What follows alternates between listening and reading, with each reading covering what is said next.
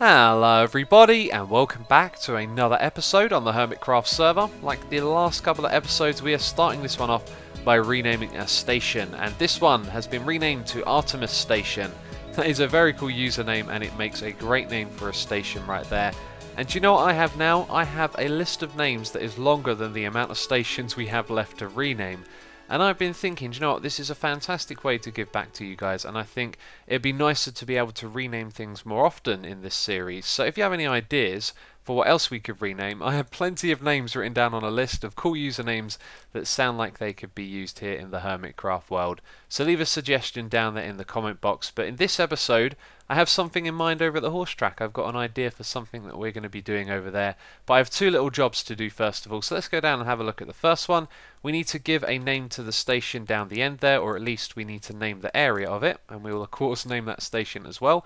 And then we need to attach it to the map here. We need to be able to label it somewhere in that space and then signify that it actually connects up to the residential district. And I think we're going to be able to do that by, and let's get real close here, by just putting another little marker next to the yellow on that side, and then we'll have a matching colour somewhere down here, and hopefully that will make it clear that those two link up. But I hadn't really thought of that in advance, and there's really not a lot of space on there to show how the lines connect together, but I think that'll work. So that's one thing we've got to do. But before we go and do that, I also need to fix something down here with the chicken farm, and I've made myself a little door to that area below the pathway that we have, so I can get in here and easily get down below without leaving a big hole in the pathway for people to fall into like Slipgator did.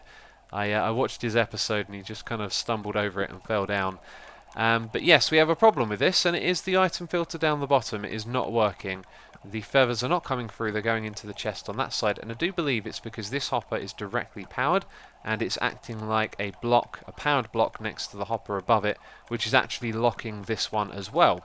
So what we have to do is just redirect the signal over to this. What I'm going to do is put a block on the side. We're going to put a torch on the side of this block, and do you know what, we might actually be able to do this on camera together. It's a possibility. Oh, if we do it like that, I think we're going to have to just use regular wire like this. Let's see. So that now points into that one and locks it. If we remove this down here, then that is no longer being used. So, oh, let's jump up. We can actually test this, and I have some feathers on me, which is fantastic, so we can do it all right now. So let's put one of those in there, and let's walk around to the other side and see where that went. There's a lot of clicking going on, so I couldn't really hear if it was the dispenser at the front. Let's make sure that that wasn't already in the chest. There is a slim possibility that that could have happened, so we'll put that back up there. And we'll go around to the side, and it's back in the chest. Okay, so I don't know how to solve this at the moment. I guess I'm going to have to take a little more time looking at this thing. So I don't know what is wrong with that item filter, but I'm going to have to call in the help from an expert. I have messaged Mumbo. Hopefully he'll be able to come around and have a look at it and see what's wrong with it. But in the meantime, I've been busy updating the map. Check that out. What I've done is added a grey line that goes on the side there. It doesn't look that clear, especially when this thing's smaller. I think it might not be so clear, so I might come back and actually change that at some point. But then we have modern housing, as I've decided to call it, because we need a name for that area, and that is going to be a temporary one. Once again, if you have an idea, leave a comment, because modern housing doesn't really quite do it. We could call it like second residential area or something like that, but I think modern housing is actually alright for now. So if you have an idea for a better name, leave one down below, and maybe we'll come back here and change that. But that's how I've hooked it up. I think that looks pretty good, and it's going to make a lot of sense. So let's head back over to Hermittown 1.7 and update those maps. So we are now in a field in the middle of nowhere. This is of course on the horse track line. That's what we're going to be doing this episode. I have updated the map. I put that in at the modern housing station and at the residential district as well, so you can see that.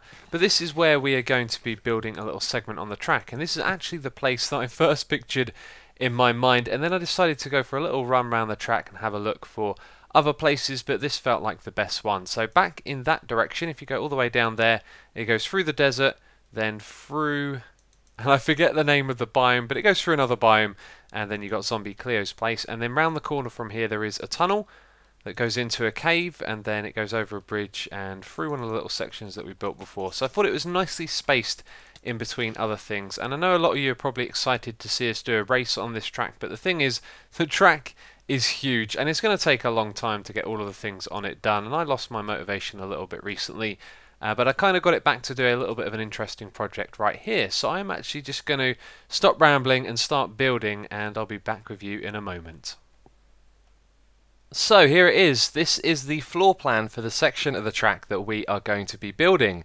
And a fun little fact for you, as I was building this, I was running low on cyan clay because I brought a certain amount with me. And one thing you don't want to do is take lots of trips back and forth when building, right? Because that takes up a lot of time. I used all but one block of that cyan clay, which is awesome. So we had just enough to do this. But you may be wondering, what on earth is this thing right here?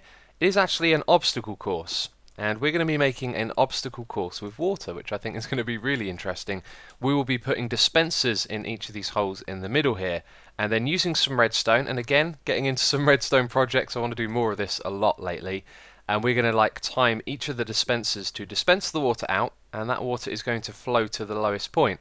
And the lowest point is over here where this hole is. So we'll put it all on a timer, and one will activate at the front, it will go over to the other side, then the one behind it will go over there. And it will just create, a simple obstacle course. So as the water is flowing back and forth, you're going to either make your way around the water, and it is fairly tight, but if you go into the water, it's going to slow you down and push you off to the side a lot. So it's a pretty simple concept, really, isn't it? I think it will make more sense once it's in place and we can actually have a go at riding around it, but I think this is going to work. And one of the things that I am going to do is make it a little bit unpredictable as well. So some of them will activate sequentially, i.e. this one will go and then a little bit later the next one will go, but maybe some of them will be on their own timers and they'll do their own thing. And I also want to put in a few trick ones as well. So for example, what we'll do is we'll have the ground push up over here, and then a piston will lower it on this side right as this activates. So instead of flowing to the side that it's indicated to flow to, it will actually go to the other side, and so it will trick some of the hermits as they're racing across and slow them down, which I think will be a lot of fun. And this is going to take me a while to do as well, because this is maybe not the biggest of sections, but there's a lot of building to be done. As you can see, we've used up a lot of clay so far. So let's talk about what things we have to do. We've got to do the redstone underneath this thing. There's going to be lots of pistons, dispensers and clocks controlling over all of this, and as well as that, we need to build up the walls on the sides. This is just temporary. I want to put in some sort of structure, get some other materials in there, have something that maybe goes up and down again and kind of dips with some arcs, and then behind that I want to put in a whole bunch of big trees that are going to kind of overhang over the top of this. So, you know what, building on camera is something I don't do too often, and I feel like doing a little bit of it right now. I like how this is coming together so far. So let's talk about what we did. First of all, I looked at this wall and realised, how are we going to divide this up into repeating segments, and I decided to do it in line with each one of these holes. So there's several of those going all the way down to the end, so we know that this thing is going to fit. And so then what I did is I started off by making these stone brick pillars going up to the top. Now I want this thing to kind of curve and dip and get that kind of shape in the middle, so I decided to put some stairs at the top, then wrap them around to the sides, and I put the cobblestone wall underneath it.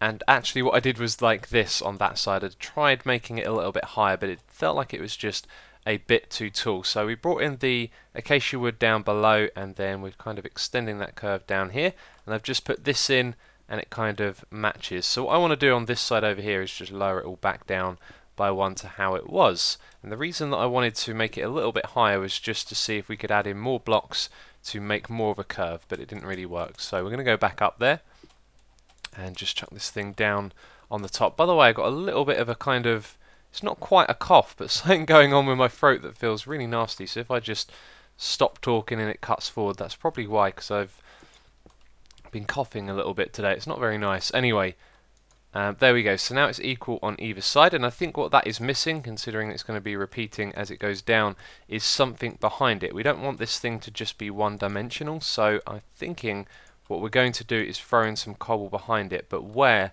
I am not exactly sure. And this thing as a repeating pattern I think looks okay actually. I think that is going to work, going down the side there. It just depends what we put behind it.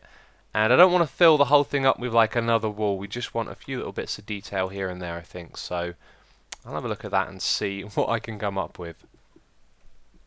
So I am liking this. There's just a tiny little bit more detail to be seen at the back there. We've got A little bit of cobblestone you can see down the front, and also some of the other bits that you can just about see. I changed to stone bricks at the back, it looked a little better than that. But the one last thing that I want to change is actually the top here. I felt like that made it a little bit too high. So if we go up here and put down a slab like that, and then go around the front, and yeah, it's just not quite as big, and I think that works. That's really nice. But this isn't the biggest of walls, or maybe the most impressive of designs, but I think what's going to be impressive is when we have it continuing all the way down here, and then we have some trees behind it. So I'm going to build the rest, but also I've just noticed that maybe we could put a lamp or something right here. I don't have any of those with me, but maybe just another material in there to break it up, maybe even a bit of that. Nah, that doesn't really work, does it? But I will think about that, because next time I do a supply run, I could definitely grab some redstone lamps, and that would look really nice there on the side. So I've now finished this going all the way down, and yes... No, we didn't get a chicken. Yes, it does look a little bit odd, but you know what? I think this thing is going to look really good when we put some trees behind it, because this is very grey and bland, but once there's some nice and colourful trees behind it, I really think it is going to look good. And they're going to kind of look like they're holding back the trees as well. So we're going to have trees on either side, and that will really help. If we didn't have them on one side, then it might look not quite the same, but you'll see what I mean when we get there. And I've just been doing a little bit of work around the back here as well. I've been filling all of that in with dirt, because what I want to do is actually bring the forest up the top here all the way down to the edge of this. So we're still going to have our big trees that are real close to the wall here, but then we're going to have all of these trees, the smaller ones, coming down the hill to meet them at the bottom here, and I think that'll look really good, especially when you're coming around from over this side as well. You'll see the tree line will kind of direct you in towards this, because at the moment the track has a kind of curve that comes around like this, so you don't really approach it straight on, you approach it from the side, so the trees are definitely going to help with that. But it looks like we have to do that supply run that I was talking about, because I've only managed to get 15 saplings, and now I've actually run out of bone meal, so I'm going to have to get myself organised and do a little supply run, and then we can start planting down those trees. And I'll tell you what, when we get these big trees in place, I am really confident that it is going to look good. Okay, so I'm here with Mumbo, and Hello. You've been checking this out. You can't figure out why this doesn't work either, right? Yeah, I have no idea. I bet we're missing something proper obvious. It could well be. It could well be. But everything here just looks right, doesn't it? And Yep. I don't know. I honestly can't see a problem. Yeah, so you have a really cool solution for this actually. It's pretty simple and straightforward. Yeah, my idea is that we just chuck another item filter down in the water, and it's not particularly elegant, or it's not ideal essentially. Yeah, it's not. But But here's the thing: we're dealing with a bug, and we don't know why it's. I mean, this is. I'm pretty sure this is a bug. If we kind of said, you know, we might be missing something obvious, but if not, this is a bug. So it's a pretty good solution, I think. You know, we just filter out the items later on. We just don't filter them out at this point where it doesn't seem to be working. Yeah, well, it seems to be like half working, so then maybe this one will half work, and we'll gradually Don't get say it down. that, You just need to Mumbo. do a lot of item sorters. It should be fine because the items are going to come through one at a time from this thing, and we can even control the pace of them by changing this clock here, which is kind of annoying, that ticking in the background. Whereas here we can't control the pace at all. The items make their way in, you know, chicken and feathers go into the hopper at their own pace, and when we do a test, you know, if I put 10 items in there, it'll split it up half and half. So I think, yeah, I think your solution is going to work. I should hope so. I really should hope so. I'll have to let you know. Thanks for coming down and checking it out. I will get back to this in a bit and hopefully be able to fix this. Alright, thank you. That is looking amazing. I knew this would look good once we get some big trees in there, and this is just the beginning as well. I have more plans for these trees, but I can really see it coming together now. And I gotta say, I talked about it earlier, you know, get prepared when you make your little trips back and forth. I did not bring enough bone meal with me. I've managed to grow these big trees, but I haven't really done the trees behind them, or even the ones on the other side. And you know what? I think it's going to look great when the trees are on the other side, because then it's going to be like a parting through a forest. So I'm thinking what I might do is actually just make the entire area back here on this little island a forest, and then that means I've got to get myself an absolute ton of bone meal to do that, but it'll be worth it. And I've also got to get myself some birchwood saplings, because there is the occasional birchwood tree around here, and you can just see it in between each of the trees, and it makes a little bit of difference. It's a little bit of variety and it looks good. However, this area doesn't have it, but I have extended the trees over here, and that really does kind of just direct you in the right direction down to the bottom here. And I think when there's a load of trees in there as well, it's going to look ever so good. And speaking of the trees, this is just the beginning, because I want to put some vines on here. I want to, you know, add in some other bushes and flowers and just add in all of the details that make these things look really cool. However, at this point I am starting to run out of time a little bit, and I really want to get this redstone done, so I will make that trip back.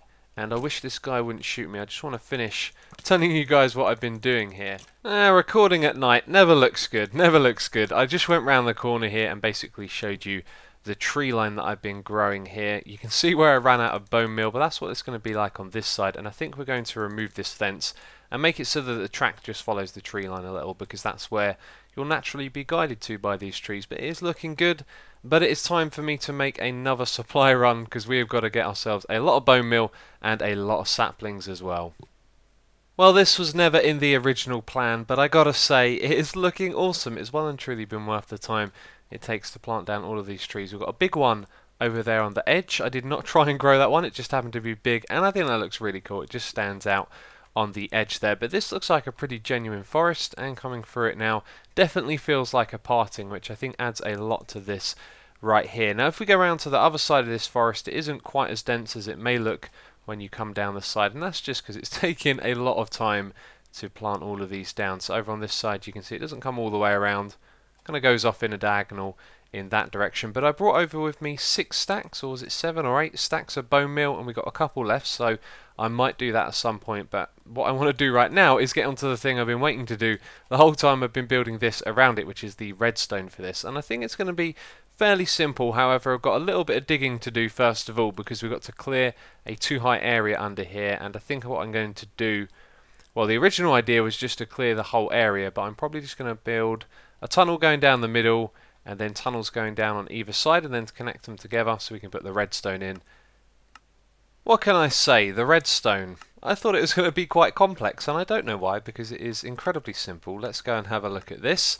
We have a very simple clock right here, one that doesn't need anything fancy at all, and it goes into the first dispenser, and it's going to power it by that block, and then the signal is just delayed going to the next one each time. Now the way that this works is the delay is kind of double, because you can see it turns on and then it turns off, and it's only going to activate this thing when it turns on. So it's almost like we have double the delay from the repeaters, and it's just the right kind of timing there with 4 of them. And what I did is I just extended it to the next one with a delay each time.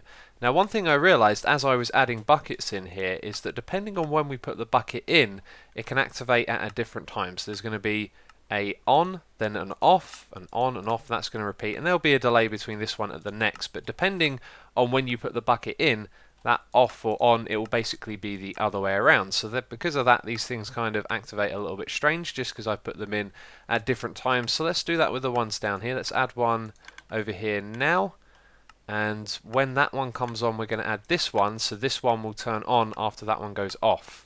And then what we could also do is add one when this one goes off, so it will turn on at the same time, like that, and there's a slight delay because of it. So now what we have is something that if you've watched it for a while, you'll be able to figure it out how it was working, but it is a little disorganized as that signal travels down to the end there. But it's doing exactly what I wanted it to do. It's making a little bit of an obstacle course. And I tell you what, when you're approaching this on a horse, which we are going to do right now, this is going to be fun. And by the way, the reason I've got this here is because, the water's going to flow down below. And it's a good thing I placed that block quickly, because the redstone would have all got messed up then. Here's another thing, the water can flow all the way over to the edge here, but it doesn't seem to detect it, and I think that's maybe because it's just at the end and it doesn't see it as another place it's going to spread to beyond that, if that makes sense. So I had to move all of these back by 1 block, which means there is that too wide gap at the edge there. And a horse is actually too wide, isn't it? So I might have to do something with the walls here, maybe put something that sticks out a little bit. We could put some of these cobblestone walls on the front of it. And by the way, you'll see there's a few torches here. I actually might keep the torches. I think they kind of suit the build that we have here, but my plan was just to put them there to mark that those blocks should be turned into redstone lamps, because I forgot to bring those with me. That's one of the things I often do. I have an idea, and then when I go to implement it, I've forgotten to bring something with me. So we're approaching this thing. It looks pretty unpredictable. I'm going to try and dodge it. Okay, that one's going down. It's about to come back up. And then we're going to try and go around all of this water. And I'll tell you what, going through the water, how much of a penalty is that really? It's a little bit. You get slowed down a little bit. Probably not as much as dodging this stuff. I don't know. It's a little bit of fun really, isn't it? And we can always change this based on your feedback. You know, if you guys have played around with something like this yourselves, or you have ideas on how we can make this a little bit better, then feel free to leave a comment down below, because now that I've seen this, look, I'm going to go straight through the water and it doesn't put me off as much. I'm thinking that maybe what we need are 2 of these side by side each time, or maybe even 3, have some really big water streams. But we're going to save that for another day. What I want to do right now is just kind of finalize this thing. So it goes as far as this. We have 1, 2, 3, 4, 5 more to do. I want to put in that trick one. I think I'm going to put that one next. That's going to be in the middle. And there were some other ideas I had. I can't really think of them right now. But maybe with these last 4, we will also try and do something different. But we are certainly getting there. This project is awesome. I love the way this place looks. And the water is pretty cool as well. But it does feel like it needs some more work. So I'm having a little bit of trouble getting this to work, and one of the big problems with this is when the water spreads. So when this comes back up, it spreads out the water, and if you've got all the other ones running next to it, they link up, and then the whole thing becomes a big mess, because as soon as the water spreads out, it's going to connect with the other ones that come out of the dispensers, and they're never really going to return to normal like this unless you reset them yourself. So that's the reason that only some of them are active at the moment, because I've just been playing around with that. But I am fast running out of time to do what I wanted to do here, and I think we might have to just knock this one on the head and come back to it another day. But there is a challenge here, and I'm pretty sure I can solve this one. It just takes a little bit of time to sit down and think, which I don't have at the moment. But the problem is that when this first activates, the timing is perfect. You know, when this thing turns on, that one pushes the block, or sorry, it pulls it down, and on the other side it pushes it up. But when it comes to the water retracting, we need more of a delay here. So this needs to be altered, this circuit. It needs to be a little more independent from the timing here.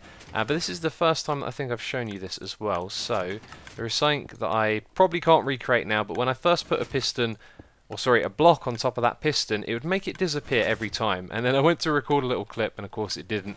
And it's not going to do it now either. But what we have here is a monostable circuit, and that means that we'll get an output from this every time the power comes through, but not when it turns off, which is what I had originally done, and that didn't work. So we're getting there, and we'll probably be able to fix this in the next episode. But I think that is going to wrap it up for this one. If you have enjoyed it, please do leave a like. It will always be appreciated, and feel free to leave some feedback down below about what we're doing here. I think it looks amazing, and this is going to be an awesome part of the horse track. And one last thing I want to say is thank you very much for all of your feedback on the cycling vlog video. I got a lot of positive feedback. A lot of people really liked it. There was also some constructive criticism, and I think that what I'm going to do is make a few more of those videos in the future, but I'll be making them a lot more interesting and also doing some talking over the video instead of just playing music. But that'll be probably quite some time away. I've got a lot of planning to do to find some interesting places to go and cycle at, so don't expect that anytime soon. But again, thank you very much for watching, and I'll catch you next time.